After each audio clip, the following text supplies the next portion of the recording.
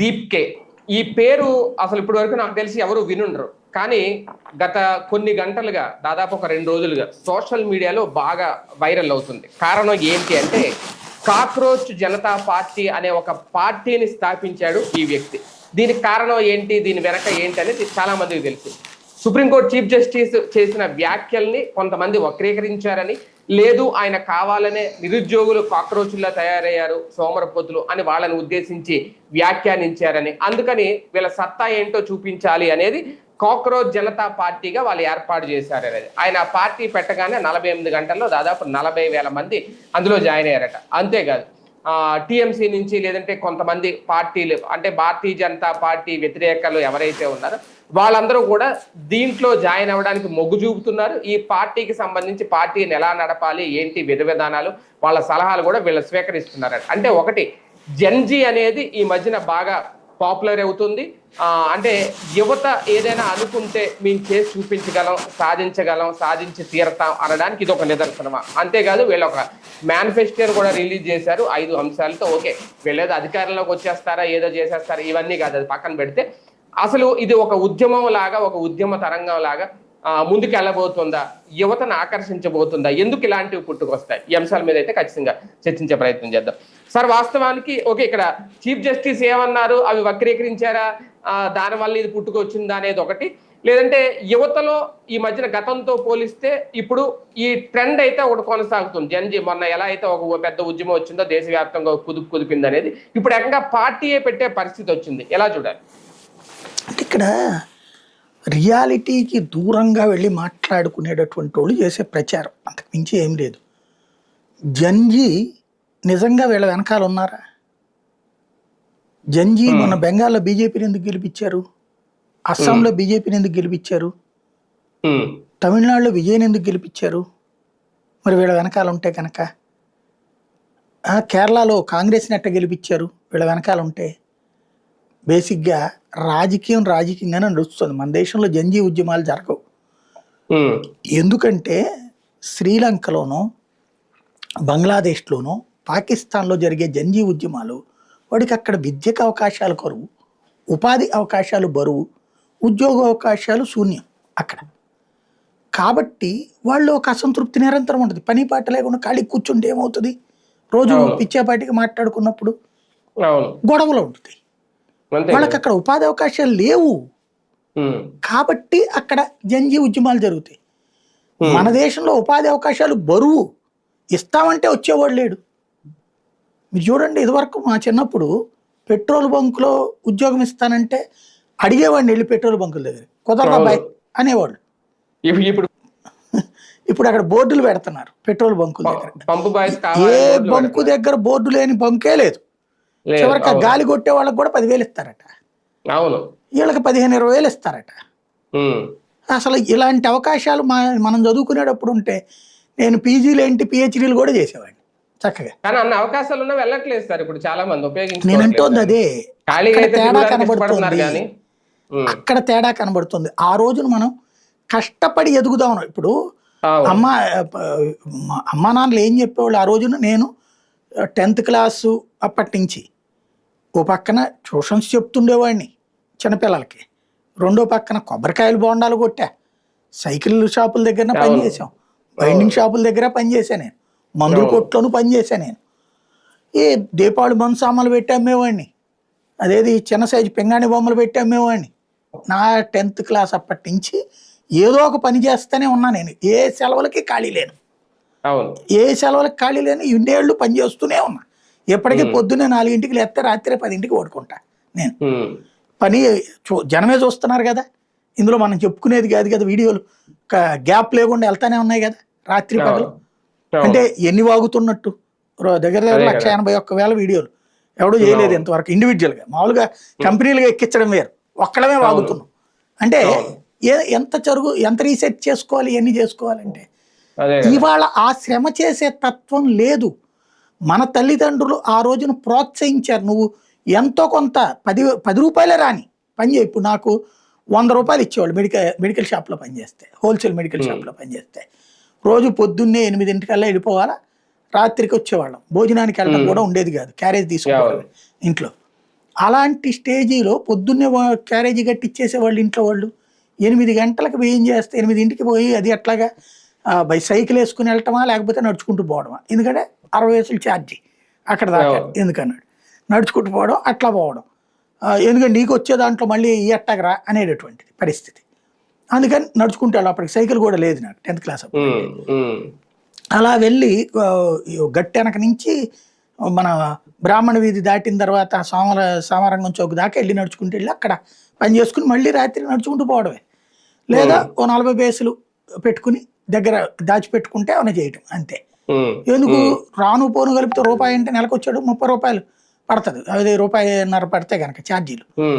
కాబట్టి అంత జాగ్రత్తగా లెక్కలేసేవాళ్ళు, వేసి రూపాయిని జాగ్రత్త చేయడం అనేటటువంటిది ఉండేది. మనం బయట తినడం ఎప్పుడు ఉండేదండి అప్పుడు, హోటల్లో తినడం అనేది అసలు ఏమైనా ఉండేదా మనకప్పుడు?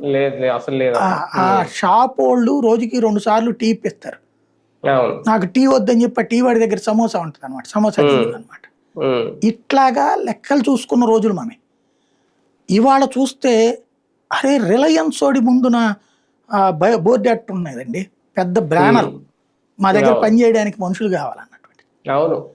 పొద్దు నుంచి రాత్రి దాకా షాపులు అట్ట నుంచునే వాళ్ళం. ఇవాళ కూర్చొని ఇవ్వకపోతే ఊరుకోరు అనమాట. మన దగ్గర ఉపాధి అవకాశాలు ఎక్కువైపోయినాయి, బేసిక్గా చేయడానికి మనుషులు దొరకట్లా. అక్కడ వాళ్ళకి లేకపోబట్టి జంజీ ఉద్యమాలు జరుగుతున్నాయి. మనకి ఇక్కడ ఏంటంటే కడుపు నిండినోడి మంటలాగా ఉంది కొన్ని గొడవలు. ఇప్పుడు వీళ్ళు చేసేదంతా కూడా సోషల్ మీడియా ఉద్యమాలు. ఈ సోషల్ మీడియా ఉద్యమంలో అకస్మాత్తుగా వచ్చేసారు ఈ కాక్రోచ్ గాళ్ళు, నిజమైన కాక్రోచ్ గాళ్ళే అవుతారు వాళ్ళు. ఇప్పుడు విషయం ఏంటంటే ప్రతి తరంలో కూడా ఒక అడమెంట్ క్యారెక్టర్స్ ఉంటాయి, కొన్ని అడమెంట్గా బిహేవ్ చేస్తారు వాళ్ళు. అమ్మా నాన్న అంటే అమ్మా నాన్నని ఎందుకు అనాలి, వాళ్ళకి పుట్టినంత మాత్రం మనం వాళ్ళకి బాధ్యతగా ఉండాలనే వాళ్ళు లేడా ఈ దేశంలో? అమ్మల్ని చంపేవాళ్ళు, నాన్నల్ని చంపేవాళ్ళు, పిల్లల్ని చంపేవాళ్ళు లేరా ఈ దేశంలో? ఎందుకు నిన్న మొన్న కూడా తల్లిని చంపిన కొడుకులు అనేది ఈ మధ్య రోజుకు ఒక వార్త వస్తున్నాం నడుస్తున్నాయి కదా. అంటే అర్థం ఏంటి ఇక్కడ? బేసిక్గా మనం అంత ఇర్రెస్పాన్సిబుల్ బ్యాచ్ కూడా ఉంటారు మన మధ్యన, ఇర్రెస్పాన్సిబుల్ బ్యాచ్. ఈ ఇర్రెస్పాన్సిబుల్ ఇడియట్స్ క్రియేట్ చేసే ఉద్యమాలు ఇవి. ఇదివరకు ఏంటంటే ప్రతి ఒక్కడు పుట్టినటువంటి సందర్భంలో 10 ఏళ్ల దాకా కూడా సనాతన ధర్మ బద్ధుడట. ఎందుకు? అప్పటిదాకా స్కూళ్ళకి తీసుకుని వెళ్తారు, గుడ్లకి తీసుకుని వెళ్తారు అమ్మా నాన్నలు. 10 దాటిన దగ్గర నుంచి కమ్యూనిస్ట్ అంట. ఎందుకు? అప్పటి నుంచి నిలదీయడం. ఏంటి అమ్మ నేను అడిగినంత పెట్టలేదు, లేకపోతే చెల్లికి ఎక్కువ పెట్టింది నాకు తక్కువ పెట్టింది, తమ్ముడికి ఎక్కువ పెట్టింది నాకు తక్కువ పెట్టింది, తమ్ముడికి అన్నయ్యకి అది కొని పెట్టడం ఏంటి, నాకు ఇది కొని పెట్టడం ఏంటి, ఇట్లాంటి మాటలు వస్తాయి. అది రెవల్యూషనరీ టైం, అది దాన్ని కమ్యూనిస్ట్ బ్యాచ్ అనమాట. మనం అప్పుడు 20 దాకా అట్లుంటది. 20లో వచ్చిన తర్వాత మనందరం కూడా పెట్టుబడిదారి వ్యవస్థ వైపు, ఏంటి ఎక్కడ ఉద్యోగం దొరుకుతుంది, ఎక్కడ ఉపాధి దొరుకుతుంది అనేటటువంటి ఆ రోజుల సంగతి చెప్తుంది. 25 వచ్చేటప్పటికి సనాతన హిందుత్వ కుటుంబ వ్యక్తి అయిపోతాం మనం. ఎందుకని? పెళ్ళయింది, పిల్లలు, ఎవరితో గొడవ పెట్టుకోవాలని, ఎందుకు వచ్చిన గొడవ, మన పిల్లల్ని చూడాలా, ఉద్యోగం పోతే ఏమవుతుందో, ఏదన్నా అయితే ఏమవుతుందో అని ఆలోచించే మనస్తత్వం మనకి. ఆ రోజుల మనస్తత్వాలు అట్టున్నాయి. ఇవాళ రోజున పని చేయరా నాయన అంటే ఏం పోషించలేవా నువ్వు, ఎందుకు కన్నావు నువ్వు, ఎవడు కనమన్నాడు నిన్ను అని అడుగుతున్నారు. అదే అమ్మా నాన్నని పోషించమన్నారు అనుకోండి, ఎందుకు పోషించాలి అని అడుగుతున్నారు. అమ్మా నాన్నల్ని వృద్ధాశ్రమాల్లో కొద్ది రోజులు, ఆ రోజులు ఎప్పుడైనా ఉన్నాయా? లేవు. ఇవాళ రోజున అమ్మా నాన్నల్ని వృద్ధాశ్రమాల బయట ఉంచుతున్న వాళ్ళు ఎంతమంది లెక్కలేసుకోవాల్సి వస్తుంది. అంటే ఇప్పుడు పేరెంట్స్ కూడా ప్రిపేర్ అయిపోతున్నారులేండి, 60 తర్వాత మనం వృద్ధాశ్రమానికి. నేను ఇప్పుడు చాలా రోజుల నుండి అదే ఆలోచిస్తున్నాను, ఇంకో 10 ఏళ్ళు పోయాక ఏ వృద్ధాశ్రమం బెటర్ అని. అంతే, ఇప్పుడు అంతే తప్పించి ఆలోచించలేకపోతున్నాం పిల్లలు చూడాలి చూస్తాం అనేది. అంటే సమాజంలో ఈ మార్పులు ఉన్నప్పుడు వీడు ఏ బాధ్యతను చూసి వీడు మాట్లాడతాడు ప్రాక్టికల్. అంటే కాక్రోచ్ పెరిగిపోతున్నాయి నిజంగా. సీజే గారు అన్న పాయింట్ కూడా ఆయన దానికి వివరణ కూడా ఇచ్చారు దాని మీద. ఆయన అన్న పాయింట్ ఏంటంటే లాయర్లలో కొంతమంది ప్రాక్టీస్ లేని వాళ్ళు పిల్స్ వేసుకుని, ఆ పిల్లుకి అర్థం ఉండదు, పిల్లు ఏది పడితే అది, వీడికి ఏ ఫీలింగ్ వస్తే అది ప్రజా ప్రయోజనం, PIL అంటే పబ్లిక్ ఇంట్రెస్ట్ లిటిగేషన్. నిజంగా నీకు పిఐఎల్ వెయ్యాలంటే మనకి ఇవాళకి కూడా ఫర్ ఎగ్జాంపుల్ ఒక సెంటర్కి వెళ్తాం మనం, ఏది షాపింగ్కి వెళ్తాం, షాపులలో షాపింగ్ మాల్లో అయితే బాత్రూమ్లు అవి ఉంటున్నాయి, గుడ్. రోడ్డు మీద మనం షాపింగ్ చేస్తుంటాం, గవక్కన లేడీస్ బాత్రూమ్కి వెళ్ళాలంటే ఎక్కడ ఉందండి? మగాళ్ళు అయితే జిప్పు తీసుకుని పక్కన ఎక్కడో చోట పూసుకుంటాం, వాళ్ళకి ఏంటి ఇబ్బంది? దానికోసం వాళ్ళు మంచినీళ్ళు తాగలేరు. ఈవెన్ జర్నీలు చేసేటప్పుడు కూడా హైవేల మీద అదే సమస్య. అవును, చాలా ఇబ్బంది. దీన్ని ఎవడన్నా ప్రజా ప్రయోజన వ్యాజ్యం చేస్తాడా? అక్కడ వెయ్యడు. లేదు, మనకి సంబంధించినటువంటి సెక్యూరిటీ పర్పస్ గురించినో సైబర్ క్రైమ్స్ లో విపరీతంగా దోపిడీ జరుగుతుంది, దానికి సంబంధించి ప్రజా ప్రయోజన వ్యాజ్యం వేయచ్చు కదా. అట్లాంటి ఎవడన్నా వేస్తున్నాడా? లేదు. అసలు ఇవన్నీ కాదండి, నిజంగా ప్రజా ప్రయోజన వ్యాజ్యం ఏమేయాలో తెలుసా? కోర్టులలో నా భాషలో వాదన ఎందుకు ఉండటానికి వీల్లేదు అని ప్రజా ప్రయోజన వ్యాజ్యం సవాల్ చేయాల్సిన వ్యాజ్యం అది. సుప్రీంకోర్టులో మనం చూస్తుంటే ఇంగ్లీష్తో పాటు హిందీలో కూడా మాట్లాడుతున్నారు జడ్జీలు. మరి మీరు దేశంలో ఎక్కువ మంది మాట్లాడే భాష కాబట్టి మాట్లాడుతున్నాను, ఆ భాష ఎందుకు మాట్లాడకూడదు నేను? హైకోర్టు సుప్రీంకోర్టులో ఇంగ్లీష్లో వాదించు, ఓకే గుడ్. కానీ ప్రాంతీయ కోర్టుల్లో, లోకల్ కోర్టు, మ్యాజిస్ట్రేట్ కోర్టుల్లో తెలుగులో ఎందుకు వాదించకూడదు?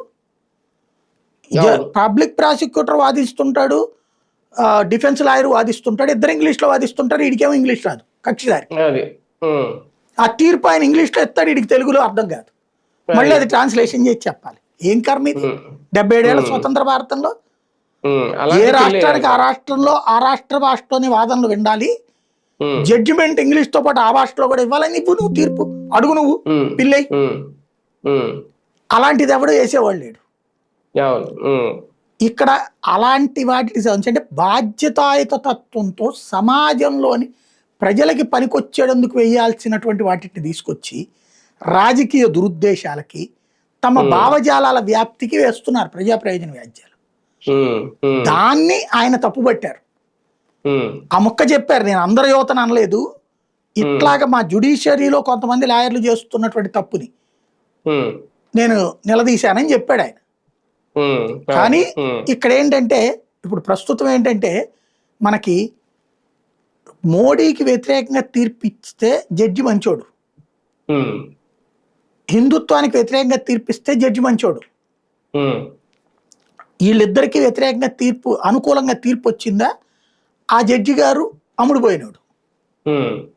అలాగే ప్రకాష్ రాజ్ లాంటోడు ఏదైనా మాట్లాడతాడు, కానీ భావ ప్రకటన స్వాతంత్రం లేదంటాడు.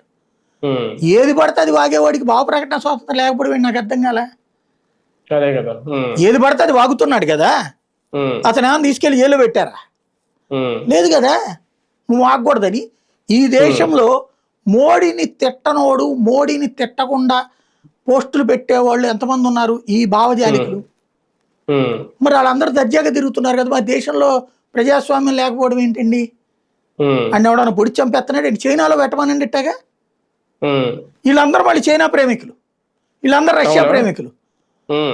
రష్యా చైనాల్లో లేని హక్కులు భారతదేశంలో ఉన్న హక్కులకి వ్యతిరేకంగా పోరాడతారు. అది భారతదేశంలో అనుభవిస్తున్నారు. విస్తృత స్వేచ్ఛ కాదు ఇక్కడ ఉంది, విచ్చలవిడి స్వేచ్ఛ, వికృత స్వేచ్ఛ. వీళ్ళ వికృత భావజాలాన్ని స్వేచ్ఛాయుతంగా సోషల్ మీడియా ప్లాట్ఫారాల్లో వాగేస్తుంటారు. వాడు ఇష్టం వచ్చినట్టు మాట్లాడతాడు, వాడు ఏమైనా మాట్లాడతాడు, వాడు జ్యుడిషియరీని కూడా అడ్డదిడ్డగా మాట్లాడతాడు వాడు.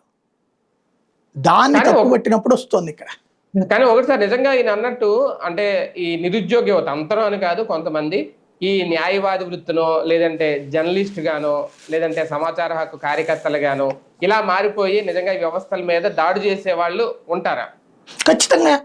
మీకు జర్నలిజంలో ఎంతమంది జాతీయ భావజాలం ఉన్నోళ్ళు ఉన్నారు చెప్పండి? 70 నుంచి 80% మంది కమ్యూనిస్ట్ ఐడియాలజిస్టులు ఉంటారు. 70 నుంచి 80% మంది. ఇదివరకు 100కి 100 వాళ్లే సిపిఐసి. ఎందుకంటే మనకి మిగతా సమాజంలో, హిందుత్వ సమాజంలో అప్పట్లో, ఇప్పుడంటే మనకి ఇన్ని ఉద్యోగాలు ఉన్నాయండి, అప్పుడు ఏమున్నాయండి? ఒకటి చదువు అయిపోయాక డిగ్రీలు అప్పుడే డిసైడ్ చేసుకునేది ఏంటంటే, ఒకటి కొట్లలో గుమస్తాలుగా చేయాలా, లేదా ఆఫీసుల్లో గుమస్తాలుగా చేయాలా. ఇది ప్రైవేట్ ఆఫీసులు ఏముంటాయి అప్పుడు? ఈ చిన్న చితక వాటిని అంతే. అవును. వ్యవసాయం ఒకటి నెంబర్ 1, ఉమ్, లేదా వ్యాపారం, నాణాల వ్యాపారం చేస్తే దాంట్లో వారసత్వం, షాపులో వెళ్ళి కూర్చోవడం, ఉమ్, లేదా పరిశ్రమలు మన నాన్నకుంటే మనం ఫాలో అప్ చేసుకోవడం, ఉమ్, లేదా వ్యవసాయం. ఇది తప్పించి ఏముంది ఆ రోజుల్లో మనకి? ఉమ్, ఉమ్, ఇవాళ రోజున ఇన్ని రకాల ఛాన్సెస్ వచ్చినాయి. ఇప్పుడు ఉమ్, ఉమ్, ఇవాళ ఖాళీ వాడు రండిరా బాబు అని అడుగుతున్నాడు. రైతుకి పని చేసి పెట్టడానికి మనిషి లేడు, షాపుల్లో పని చేయడానికి మనుషులు దొరకట్లా.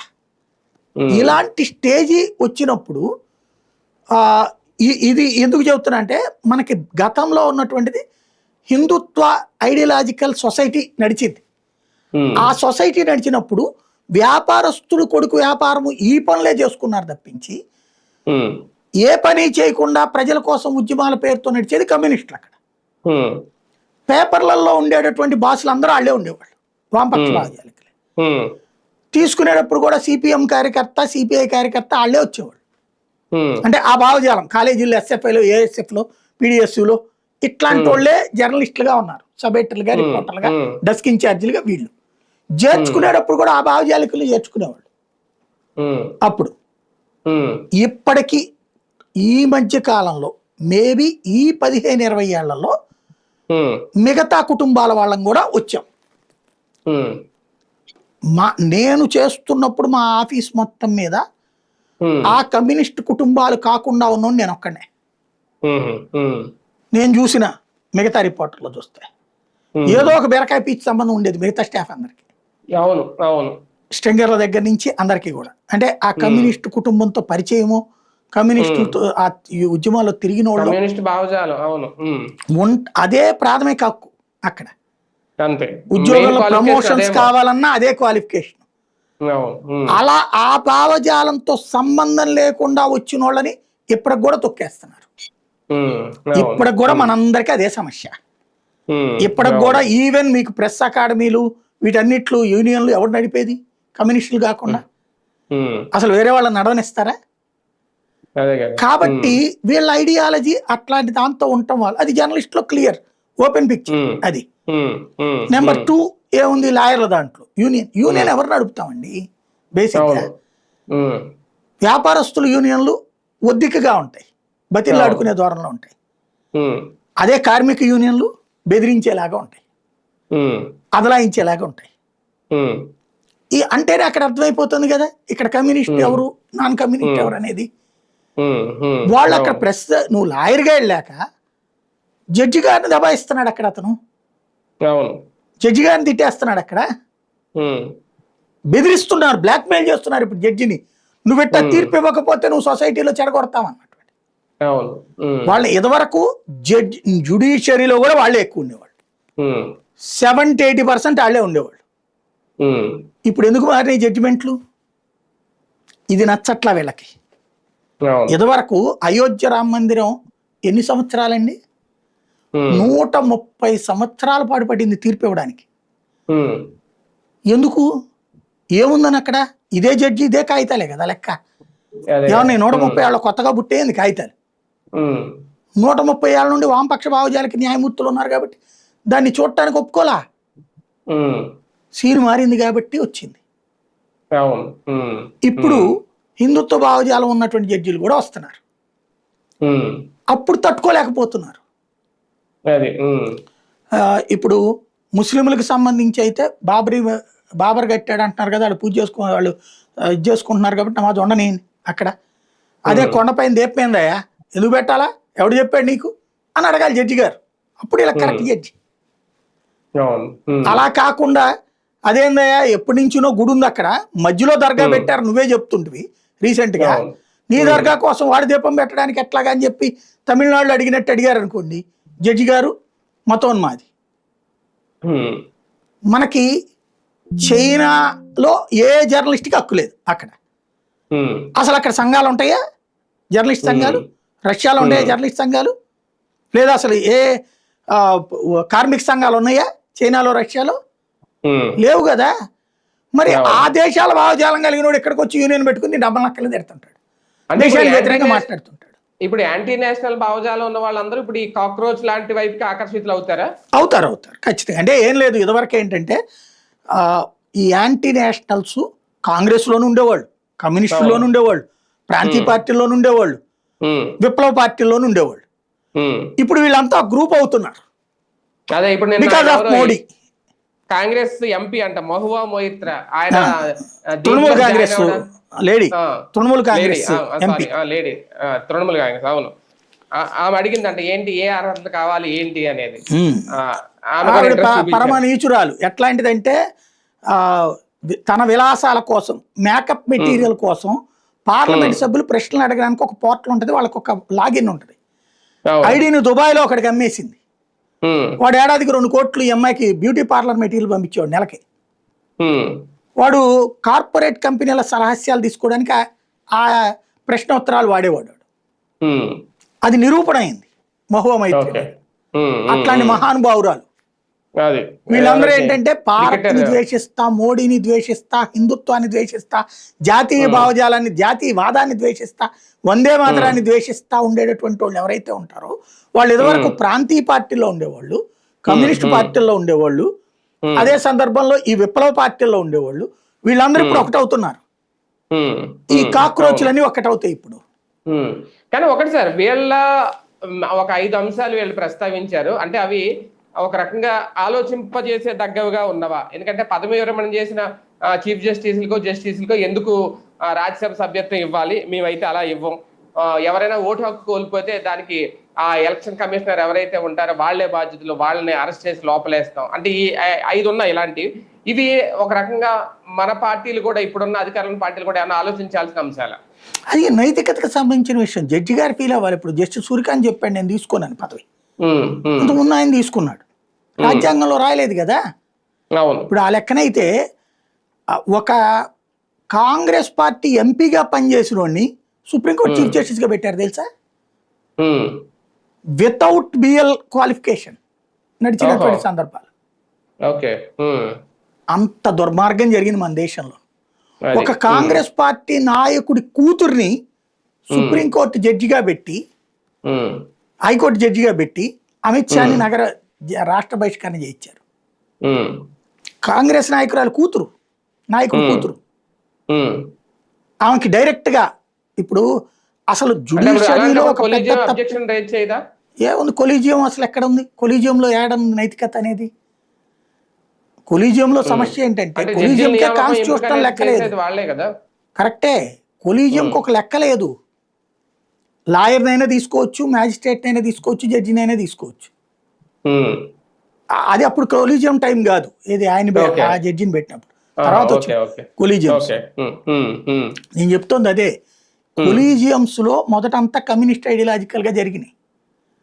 ఇప్పుడు కాస్త మారుతోంది అక్కడ, అది తట్టుకోలేకపోతున్నారు.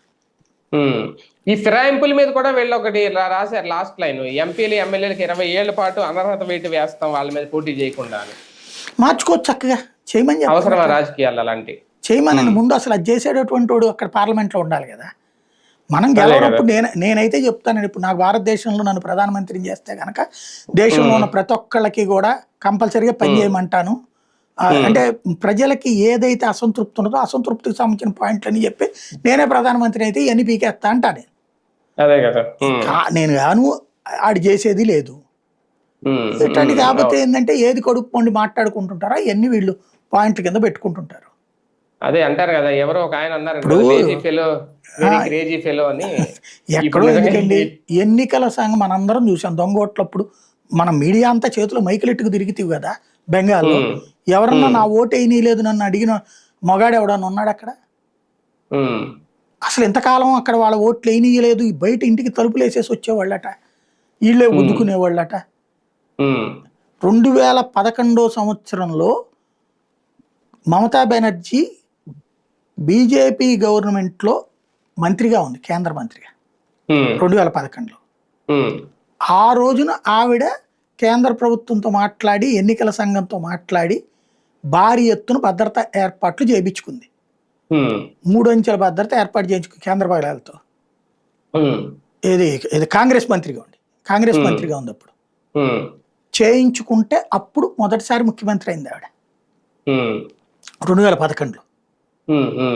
కేంద్ర మంత్రిగా ఉండి అక్కడ అప్పుడు కమ్యూనిస్టులను అడ్డుకుని ఆవిడ ప్రభుత్వం ఏర్పాటు చేయగలిగింది తృణమూల్ కాంగ్రెస్ ఉమ్, తరఫున.